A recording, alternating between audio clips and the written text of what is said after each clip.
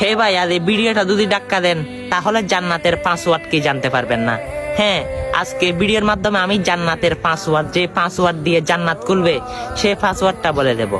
অবশ্যই সেই পাসওয়ার্ডটা হচ্ছে 2444। হ্যাঁ, এটার অর্থ কি জানেন? ফজরের 2 রাকাত ফরজ, জোহরের 4 রাকাত ফরজ, আসরের 4 রাকাত ফরজ, মাগরিবের 3 রাকাত ফরজ, এশারের 4 রাকাত ফরজ। সুবহানাল্লাহ। অবশ্যই এটা হচ্ছে জান্নাতের পাসওয়ার্ড। কারণ আমার প্রিয় নবীজি বলে, সবার আগে হাসরের ময়দানে নামাজের হিসাব নেওয়া হবে। আর নামাজের হিসাবে যদি আপনি জয়যুক্ত হতে পারেন, আল্লাহর জান্নাত আপনার জন্য খোলা। অবশ্যই দেরি করবেন নাকি ঘরে বসে থাকবেন? এই জান্নাতের পাসওয়ার্ডটি, নামাজের দাওয়াতটি সকল মুসলমানের কাছে শেয়ার করে দিবেন। তারা জেনে যদি নামাজ পড়ে, ইনশাআল্লাহ আপনি আর এই সঙ্গে একসঙ্গে জান্নাতে থাকবেন। অবশ্য আমার প্রিয় নবীজি বলে, যে নামাজের দাওয়াত মানুষের কাছে পৌঁছালো, অবশ্যই তাকে আমি স্পেশাল হাত ধরে জান্নাতে নিয়ে গেলাম।